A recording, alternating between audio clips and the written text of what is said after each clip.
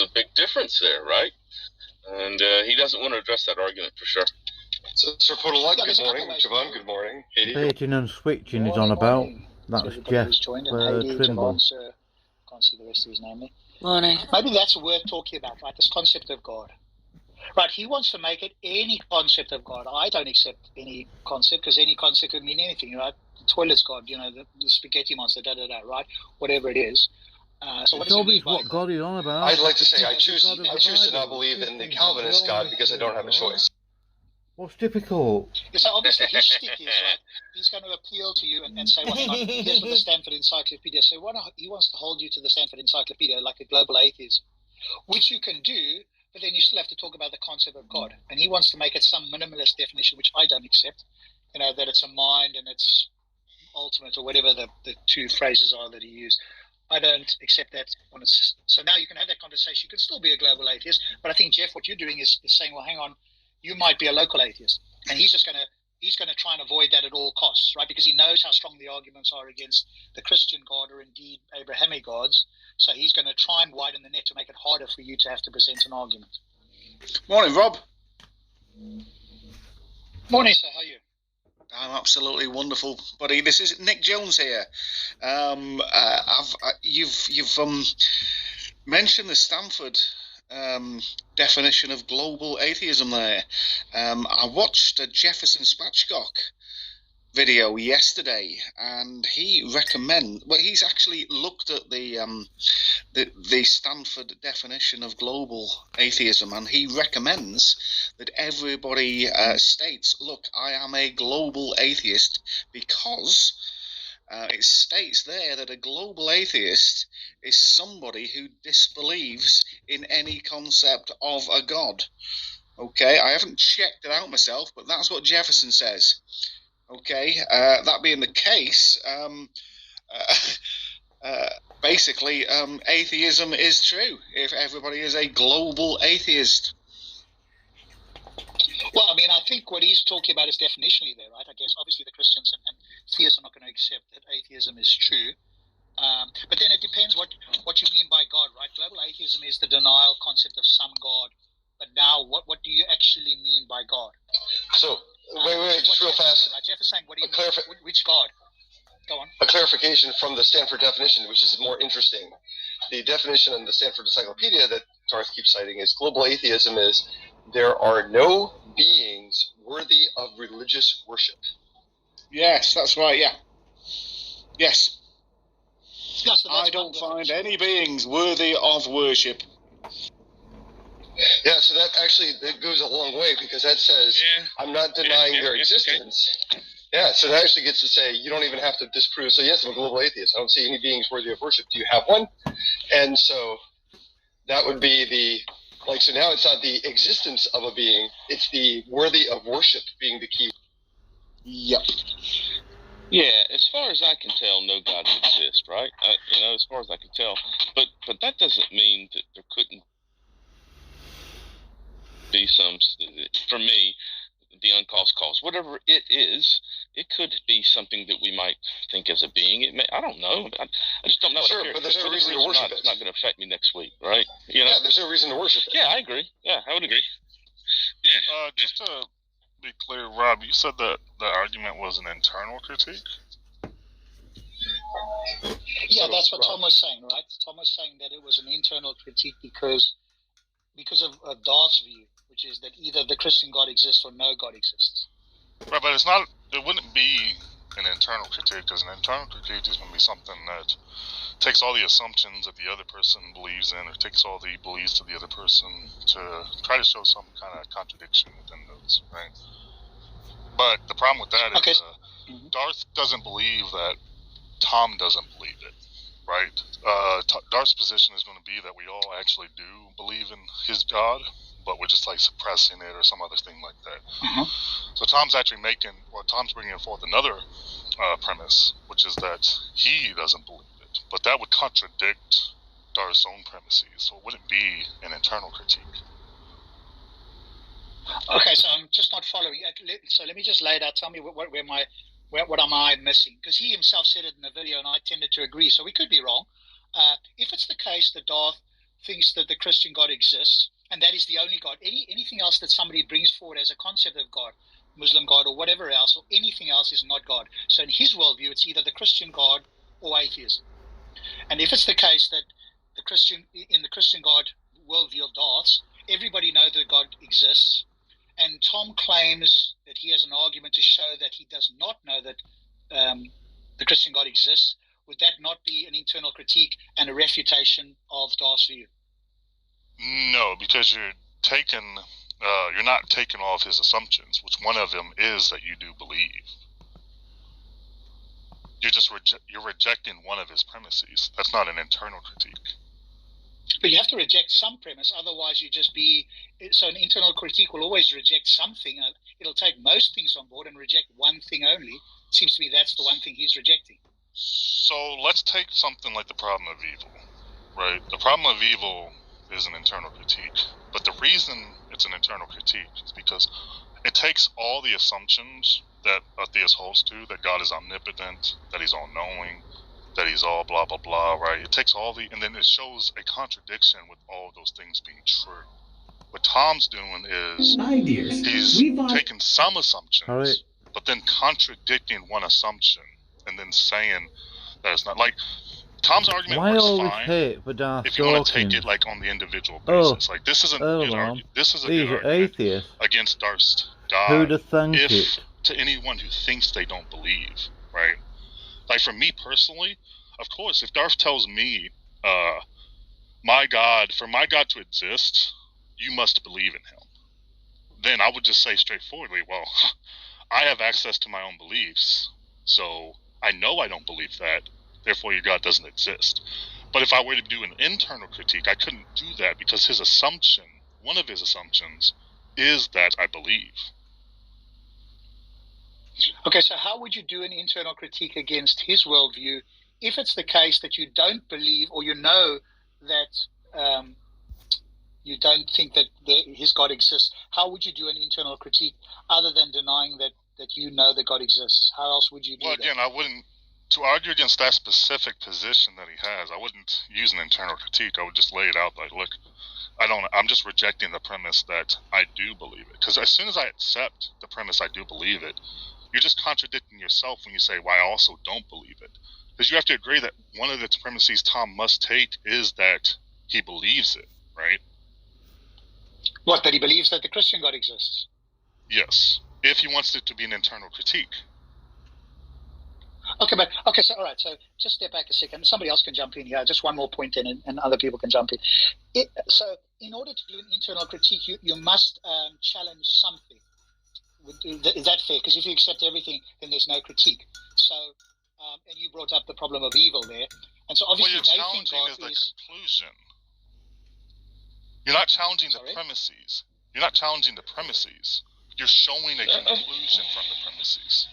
Hang on a minute. That's of course. All you have to do is show a logical inconsistency between two of the premises. Right.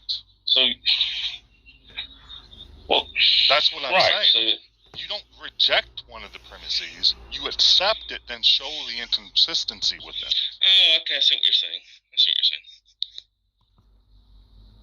Okay, so if he accepts it, he says, okay, that's what you believe, but I reject it, and here is the reason I reject that. Therefore, your conclusion is false, that God exists. You're saying that's not an internal critique. If you're rejecting one of the premises, no, it can't be an internal critique.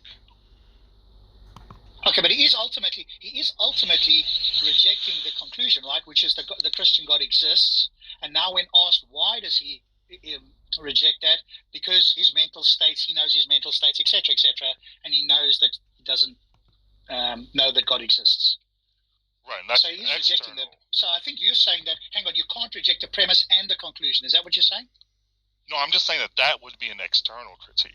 That's no longer an internal critique. Like I said with the take the problem of evil example, right? You're not rejecting any premise that a theist has when you present the problem of evil. You accept every one of them. Then you lead those premises, you have those premises, and you show the logical conclusion that God can't be good if he's all-knowing, all-powerful, and there's evil in the world. So all those premises can get together contradict each other. But what Tom's doing is he's adding or he's rejecting one of the premises, which is that he does believe. Can I see if I understand what you're saying, Jovan? Because I think I do. I just want to make sure I'm getting it, because I think I agree with you. Ahead. So the statement is, if the Christian God exists, the Christian God has said. I'm just going to make it a little, if the Christian God exists, then the Christian God has said that every person knows about the Christian God, and so therefore everybody knows about the Christian God. Now Tom brings in one additional point of, I don't know about the Christian God. That's outside that series of premises, and it's in a sense external to that set of the universe that was being included. He's bringing in this additional point of, I don't know about it, therefore this is wrong. And the point being, that's not an internal critique. You're adding in this data point that was not included in the original set. Exactly. Instead of taking what he gave you and then showing something wrong with it, you added to the initial premises and then showed a problem. That's not internal.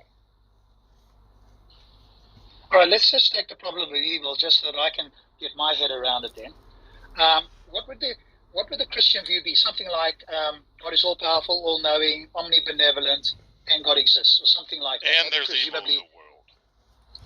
And there's evil in the world. Okay, good.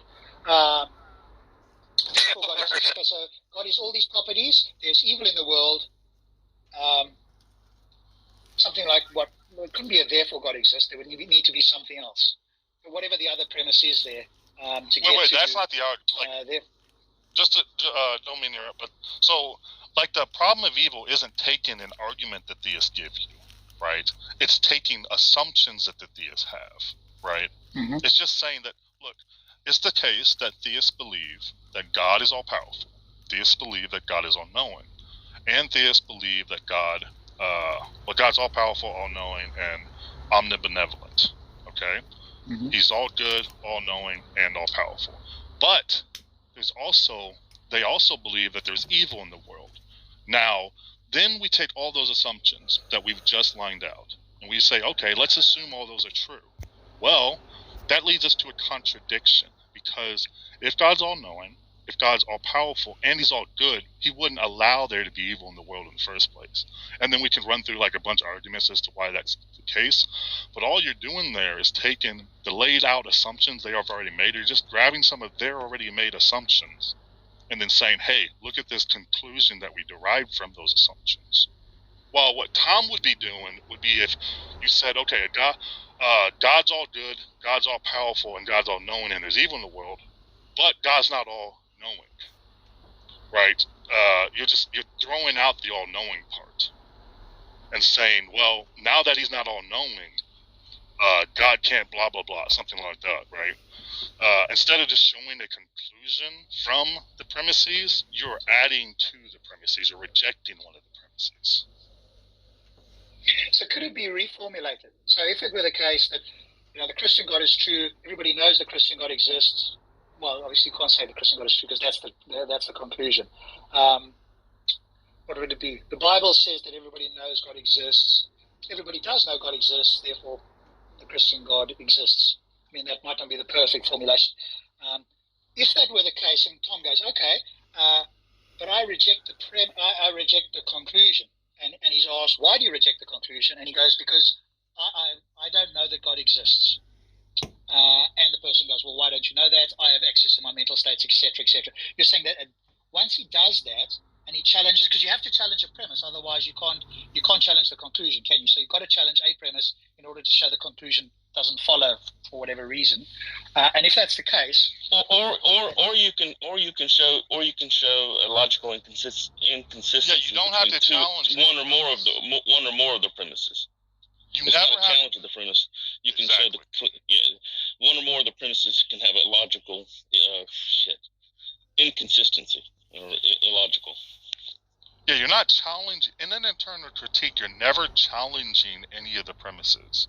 You're showing a problem when you assume all the premises.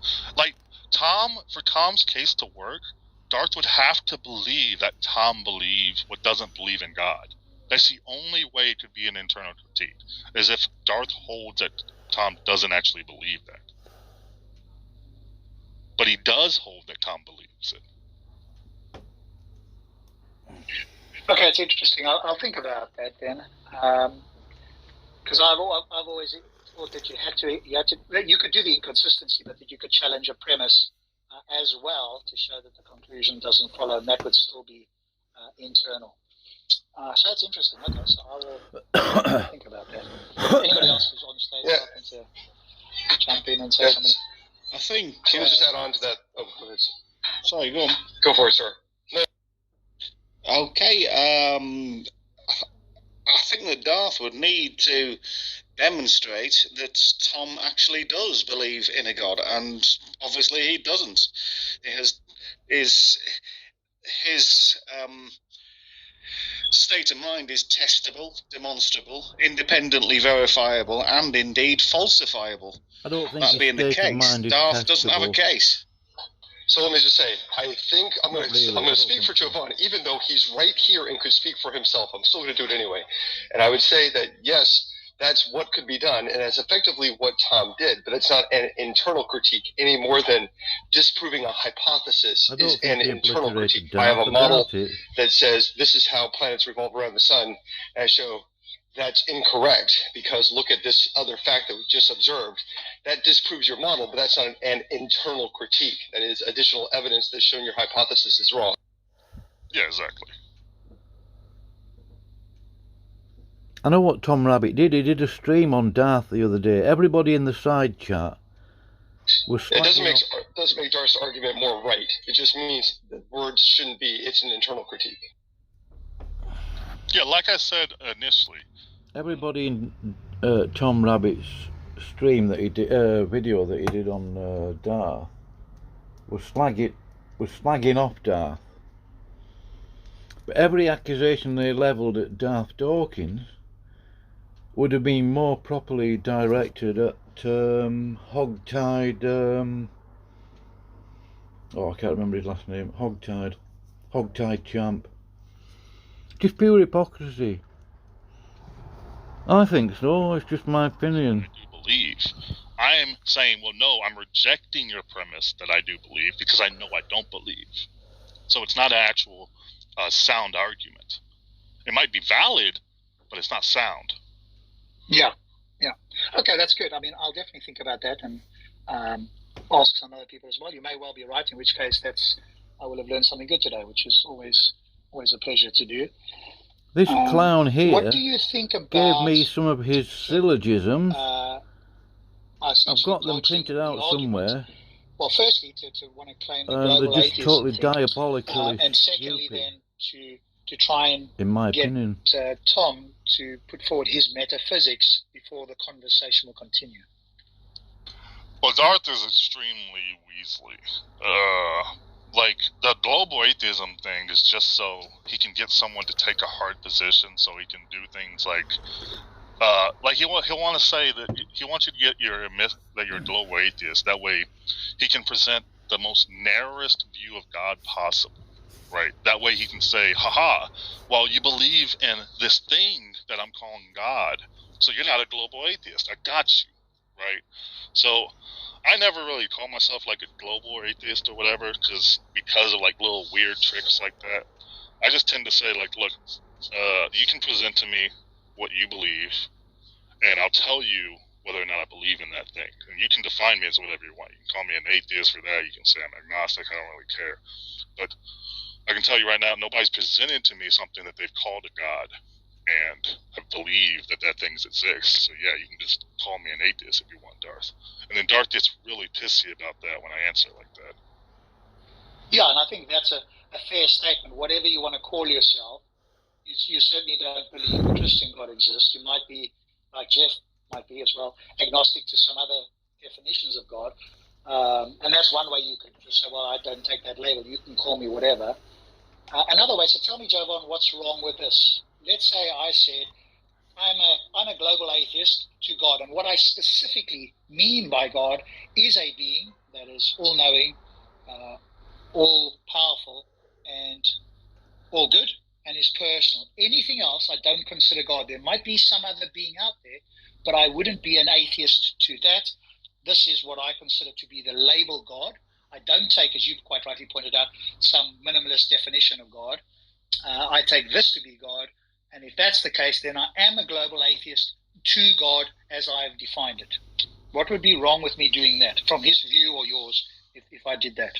From my view, I don't really see necessarily a problem with it. Like I said, all of that is more like just a semantic discussion of what people mean when they say these things and stuff. Like, if all you mean by global atheist is there's this set of things that I call God, and a global atheist is someone who doesn't believe in this set, then that's perfect. I don't care. That's perfectly fine. I wouldn't have any problem with you saying that. Yeah, so what he's going to do, the challenge will be around the definition of God. He'll try and give a minimalist definition to make it harder, but there are arguments. I'm not as familiar with those. You probably are, and I know Darth Arrhenius and Jack and others have given arguments against even his minimalist definition of God. But like you say, I think that's the reason why, to make it as minimalist as possible, to make it harder for the atheist. Because obviously, if you take the Abrahamic view or the definition that I presented, it's much easier to present arguments like the problem of the evil or hiddenness or whatever else you might want to do. And of course, he actually doesn't want to, and it was clear here with the Tom argument, whether it was internal or external, he doesn't actually want to have to deal with arguments. And it seems to me that his whole shtick is around avoiding arguments by asking ontological or semantic questions to avoid actually people giving arguments. So when they do, like Tom did or Trick did or others, probably you and others have done, then he will skirt around that. He won't actually deal with that, but he'll try and ask about the metaphysics or the ontology of how you could have facts, right? So the argument actually isn't the thing that he wants to deal with. So quick point on that, though. If you said, yes, there may be something foundational, that's fine, but I don't believe it's worthy of worship. Do you have a reason why I should worship this foundational thing? Wouldn't that be kind of his definition of global atheism, says it would have to be worthy of worship? And I don't believe he's ever described why this foundational thing is worthy or needs worship. Well, the worthy of worship thing is a weird, because somebody could believe in a God while not believing that it deserves worship and stuff, right? So it's that's a weird distinction. Well, the reason I'm bringing it up is because if he's go on. No, I was just going to say, the reason is because if he says there's an ultimate mind, blah, blah, blah, blah, blah, blah, blah, that's fine. You can believe that exists, but why would I ever worship this ultimate mind? You're making this claim? What brings me from the existence of this thing to me worshiping this thing? Oh, I mean, he's going to have answers to that, right? It's your creator. It's all good. It's given you this life. You should be eternally grateful, right? That's the answer, presumably. Yeah, or things like that he and other believers will tell you. But I don't worship oxygen. You ought to believe it. And, of course, if you do, you get to heaven, which is a great thing as opposed to hell. So you've got all these considerations you need to account for as to why you ought to do this, even though you've got supposedly free will. Well, first off, he wouldn't actually say that because I worship, I go to heaven. He wouldn't say that because that would be me doing something that makes God do something. So he actually wouldn't say that. But the other one is, I don't worship oxygen. I totally need that. So it gives me life. It creates everything. It's totally around me. That's not deserving of worship. So kind of makes it strange that you'd say, yes, this other thing has to be deserving. Yeah, well, this thing is ultimate. Remember, oxygen isn't ultimate, and it chose to bring you into existence, so you should show your eternal gratitude. And, of course, there's this consequence for not doing so. So here's all these other considerations that oxygen presumably doesn't have, at least some of them, if not more than some. Oxygen is going to allow you to breathe whether or not you worship it, whereas, of course, God will only allow you to exist in whatever form for a short amount of time if you don't worship. Yeah, but then you get into the weird, just because he did do that, why does that mean I should worship him? And then it's just going to be, the people who do that deserve worship. But then you can give other examples of we have individuals who might create simulated universes. Do they deserve worship? Because they created all these sentient beings within the simulated world. A bunch of weird examples, but the point there is that once you bring in should and normativity there, then you don't have to give me reasons to actually believe in them, and you're not going to be able to give me something that's not going to appeal to one of my desires. So in that case, would he need to give you something that appeals to some negative consequence that you want to avoid? Or what else would he appeal to? Well, the problem is I don't particularly think that anything is deserving of worship. right? Like Yeah, worship is I agree. so it would be he wouldn't be able to give me something that would satiate those particular reasons. Yeah, I suppose what I'm asking is, could there be a consideration that could be put forward to you that even if you don't think it's worthy of worship, here's a reason that you might want to reconsider? And because the consequences of not worshipping are so dire, whatever they might be. Or are you of the view that no matter what the consequences, you're prepared to accept those because you just feel like, and I agree with you, that worship is just immoral. Yeah, because then worship just becomes instrumental, right? It's no longer about like reverence or any of this other stuff that we typically associate with worship. Right now, it's just simply something instrumental to me getting something I desire. Yeah. Yeah, so you want to do it for the A, because you believe it's true, obviously, but B, because there must be. You wouldn't do it in and of itself, would you? You'd have to A, believe that it's something that's true, but you ought to for some reason. What's the consideration? And presumably, it's you're going to be with God, or you're going to be in heaven, or you're going to have communion, or whatever. So there'll be some positive reason for it. But like I agree with you. I don't think it's, even if he exists, that he's worthy of worship. But even if it was an omnibenevolent God, then I don't think he would even request, never mind insist, on you worshipping anyway. Because if an all-good God wouldn't do that, in my view, in any case. So, I think the whole concept is just, like you say, that's just another reason to reject this being, even if it existed, that it's an omnibenevolent being. Yeah, the concept of an omnibenevolent, omnipowerful being that demands that we bow down and give it praise. It's like one of the most base human things, to want people to give you applause. That's what he desires of us. Oh, it's ridiculous. Oh, but there's another thing here's something else, just because we've got Darth saying something. He said something, not in this other video that I pinned there, which is worth a watch if you haven't watched it. But there was something else. Oh, there was this other thing. He spoke to this Jewish fellow at one point. Tom had this up. I love Tom's little things in there. So he's chatting to this Jewish guy who apparently sort of likes him, or they're getting on well. It's one of his more recent videos. And then the guy says, "I'm a Jew." And Tom inserts, "Enemy spotted." The Counter-Strike, little meme from Enemy Spotted. But the argument he made, I thought was a poor one, which is that, hey, if it's not the Trinitarian God, then relationality, which is supposedly a great-making property, can't be actualized if it's, the Jewish God, for example, and therefore God is not, the greatest conceivable being. But I thought to myself, hang on a moment, that seems to be, if you're going to take that line, that God has to actualize every, great-making property, or at least some of them. There seems to be, and of course Rhodey's very good at playing, devil's advocate as well.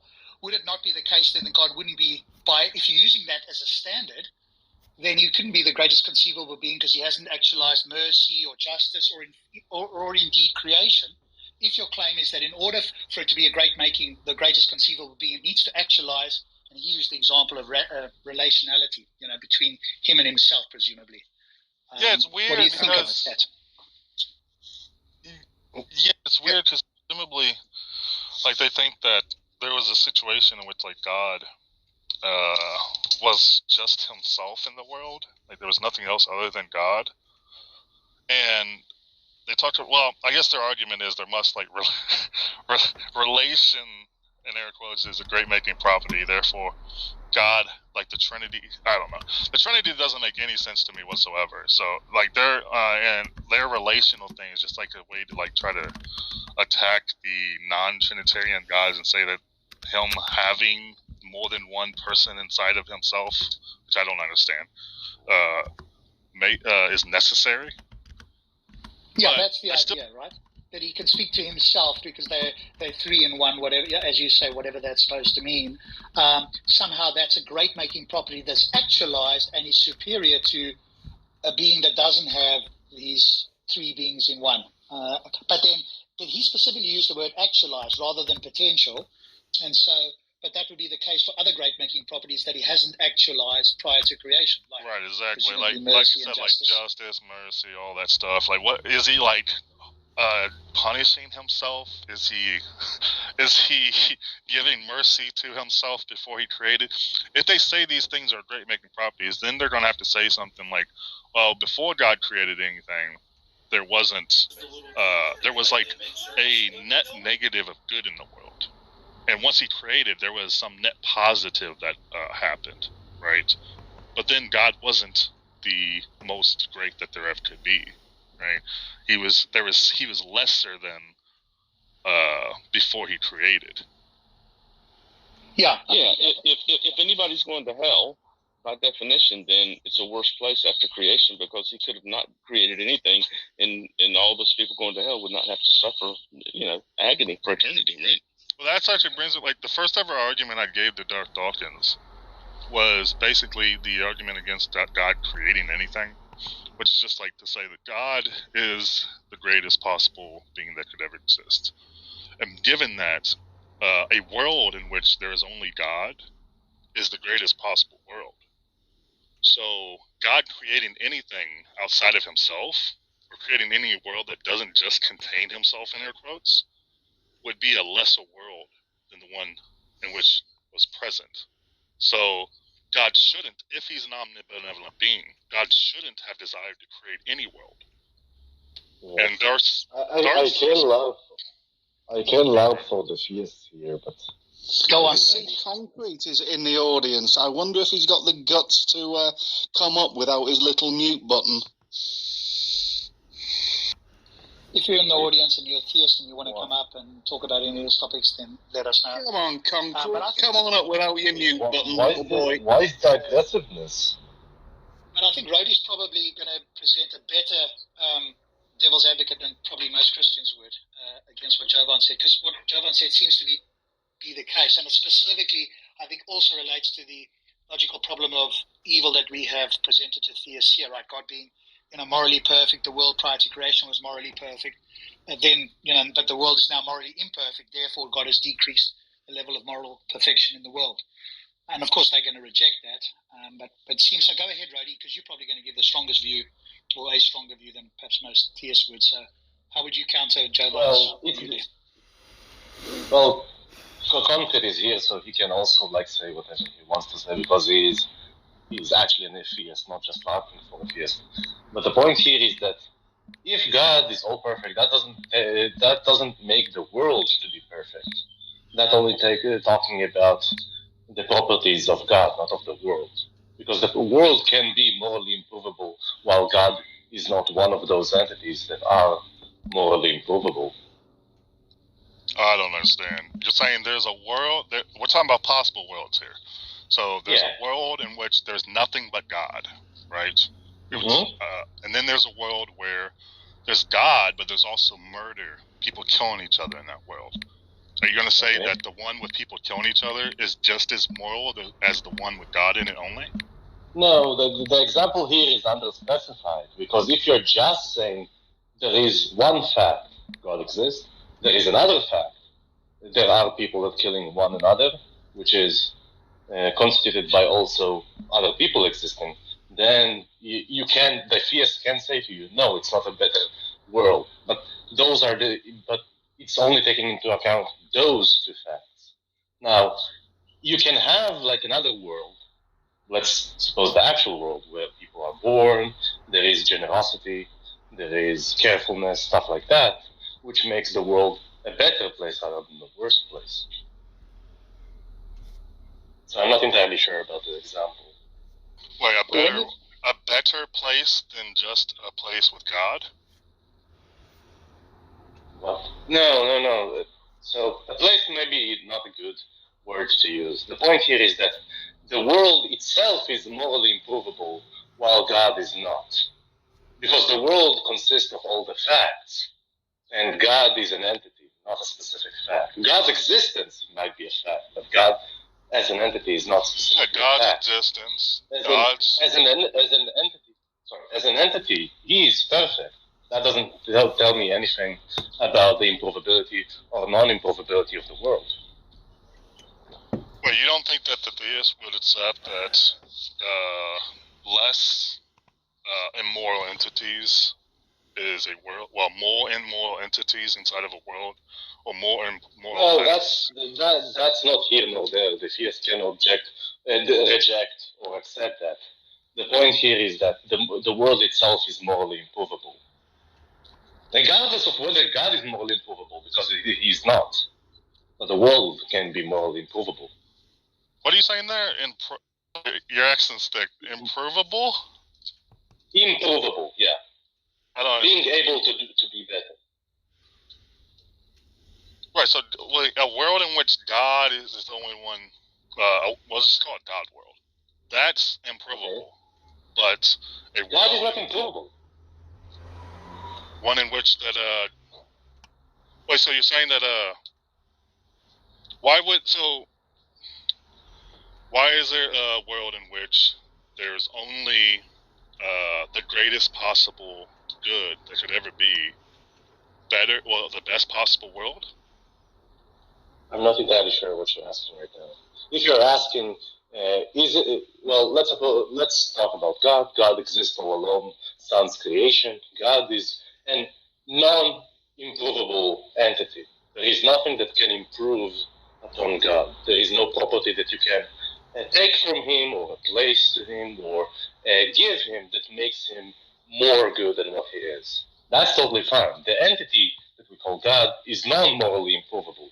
But the world itself can be morally improvable because there are possible worlds that increase the good, let's say, of the world. In this case, you might think of a world where God creates, and the creation also consists of some facts, and those facts can increase or decrease the morality of the world.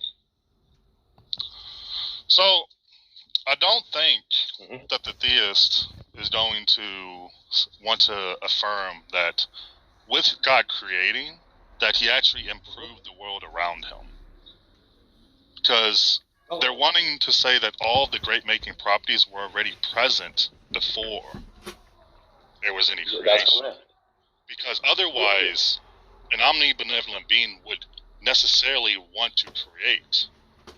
Because... Well, yeah.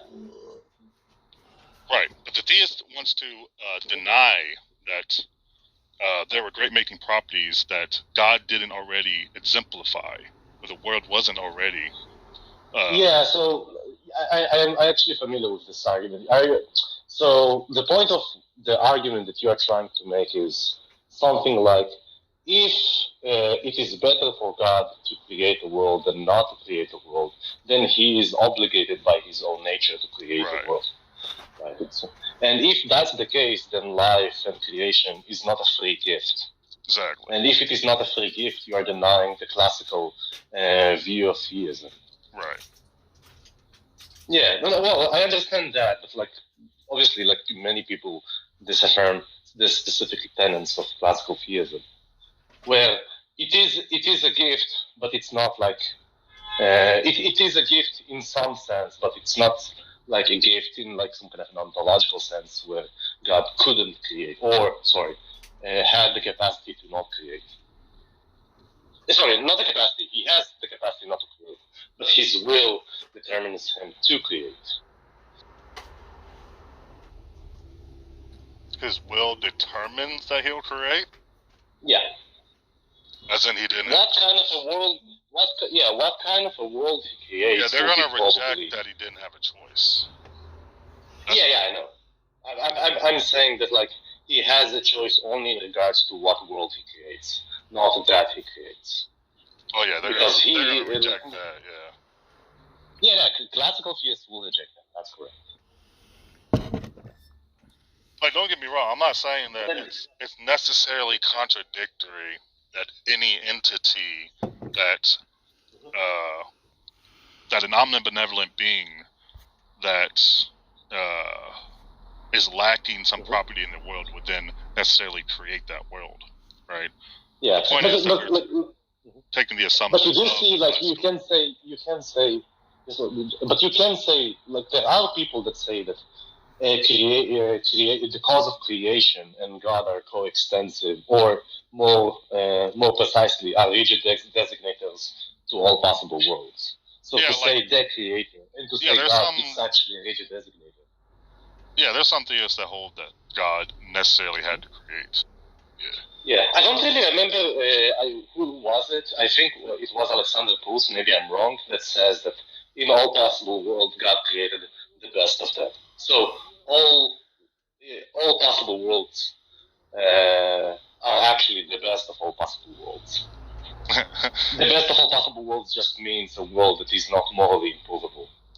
But then, as soon as you bring in the then we run the problem of evil, and then they respond with free will, and then we'll respond, well, depending on if you're a Calvinist or not. But then we respond with, well, if you're free, that necessarily implies that you have the ability to choose good or evil, which necessarily means that there's a possible world where every agent chose good, and God could have instantiated that world over any of the lesser worlds with evil in it. Yeah. So so I actually think I heard this argument posited by many like Discord members, but I don't think this argument actually works. Well, it seems like you would have to reject that free people have the ability to choose good or evil. No. I'm saying like, so if you're taking Plantinga's free will defense, what you're saying is that the morally significant free will agents are those agents that have the capacity to choose evil over good and or good or over evil. Right. Yeah. In this case, this type of an objection is actually a good objection to the logical problem of evil, or in sometimes called the incompatibility between God and evil.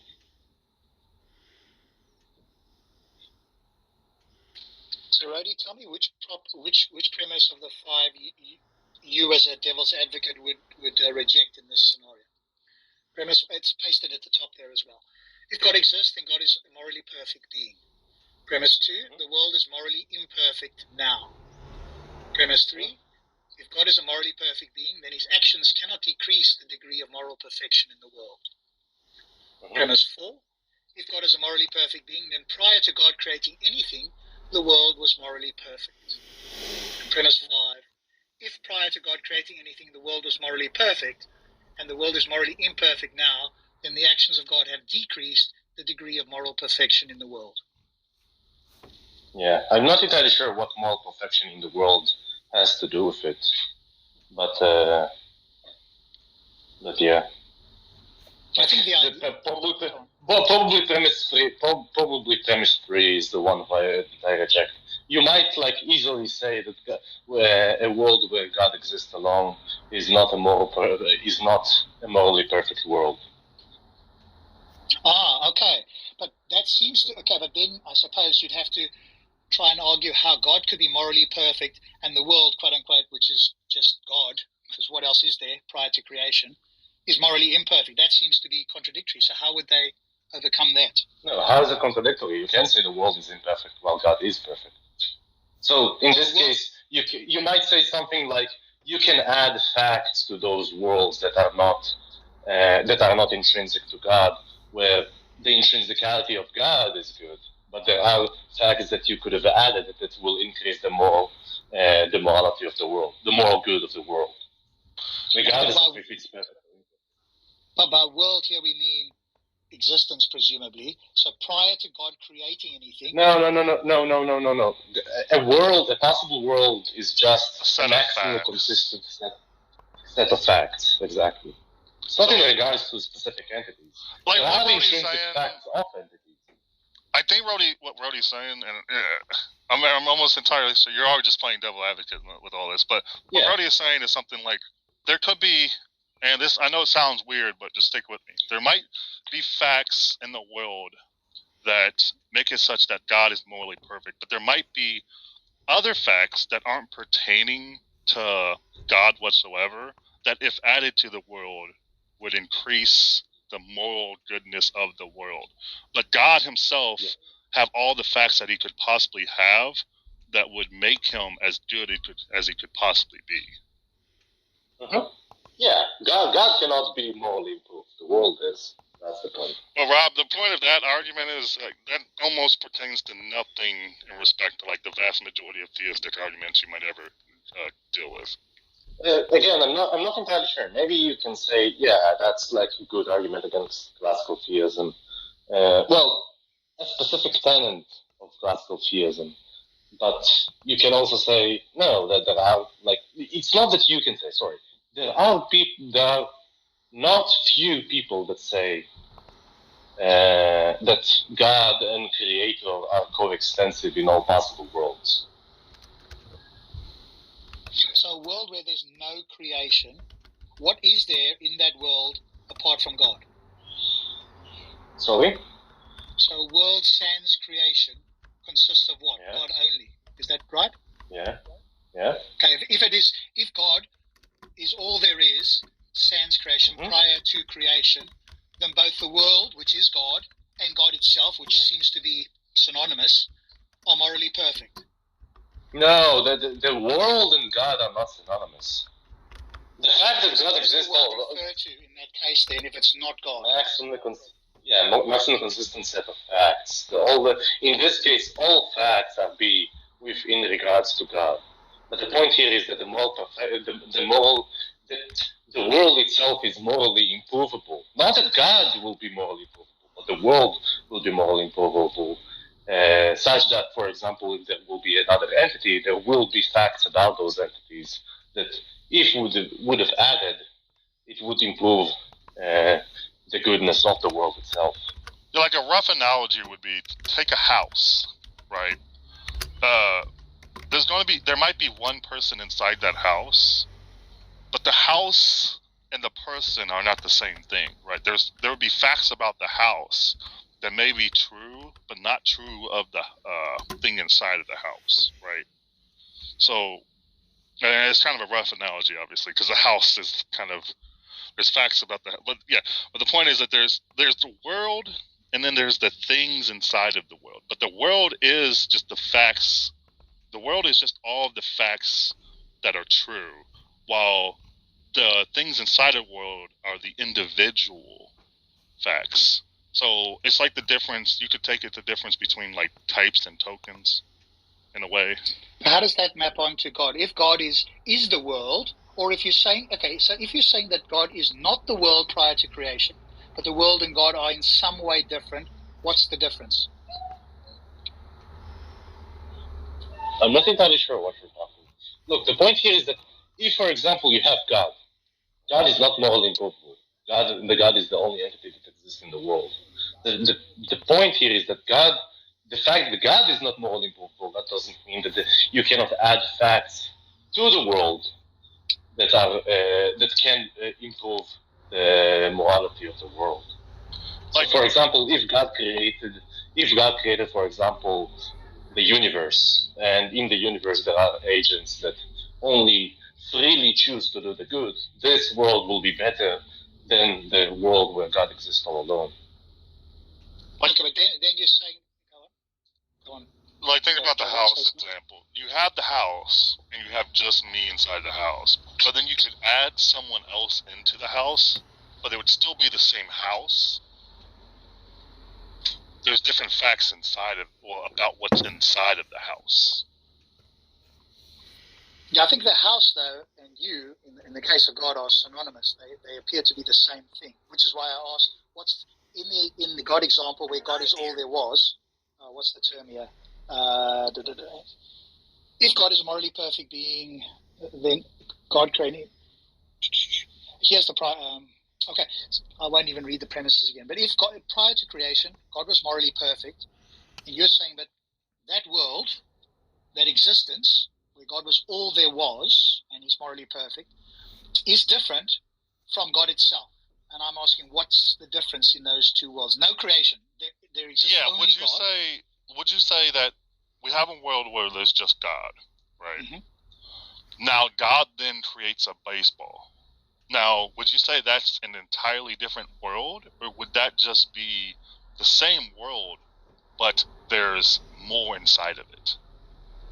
Well, I suppose there's different ways to look at it. You could say that's a different world, or you could say that's a world with something additional to it. But if the creation of that baseball added to the moral perfection in the world, then it means God is morally imperfect, it seems to me, or there's something lacking in God that baseball, the creation of the baseball is necessary to improve upon, which is what Rhodey seems to be suggesting, is that in fact the world prior to creation was not morally perfect, which this argument takes to be the case. So I think Rhodey is objecting to the view that the world and God on its own, that world is, God is morally perfect and the world cannot be morally improvable. He's affirming that the world isn't morally perfect there.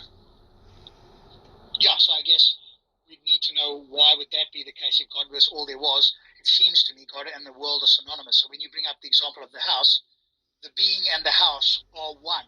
They're not separated, it seems to me, unless there's some property about God and the world in sans creation that differs. I'm not sure what that would be. We should get Venus. Okay, so Venus was like really good with this. I should get him in if we can get hold of him. Just one question. What do you think will be the contradiction in saying God is not morally improvable, but the world that he exists in, where he all exists alone, is morally improvable? Because it seems to me that they are the same thing. So if they're the same thing as P and not P, and you're saying they're not the same. But I'm saying that's not the same thing. So if, for example, there are, so why would they be the same thing? I suppose because it couldn't be any other way, unless there's some property that differentiates them. And I don't see that there is. There could be. The difference here is that, for example, if you add a fact to the world, it will be a fact that is intrinsic to the world, while it wouldn't be intrinsic to God. So they are not the same thing. So if you add a fact to the world. Yeah, so for example, God created the universe. God created a big rock, right? And when he created the rock is not intrinsic to God, right? In this case, the fact that the rock intrinsic. Would you like me to explain intrinsic, extrinsic? So if intrinsic property is a property that is only in regards to you. So it's some kind of a property that you don't need to talk about any kind of a relationality in order to express the property. While extrinsic is a property that is in relation to something else. So for example, I might say Rob is 6 feet tall, right? That's an intrinsic. But Rob is taller than Rodi. That's an extrinsic. Does that make any sense? Yeah, I understand, yeah. Cool. So in this case, I'm saying that the rock's existence is not intrinsic to God, while it is intrinsic to the world. Okay, I see what you're saying. The creation of the rock, though, seems to me, if we're talking about morally perfect, that doesn't have any impact on moral perfection, does it? Look, the point here is that morally perfect just means non-morally improvable. Yeah. That's what I mean, right? Yeah. In this case, God is not morally improvable, but the world is morally improvable. That's all. And then what is the contradiction? And when you try to say because the world and God will be synonymous, I already told you why it is not the case. Yeah, so you're saying okay, but you're saying in order for it not to be synonymous, God has to create something in order to make the two not synonymous. Is that correct? Holy Spirit and not from our flesh, because anything that is sent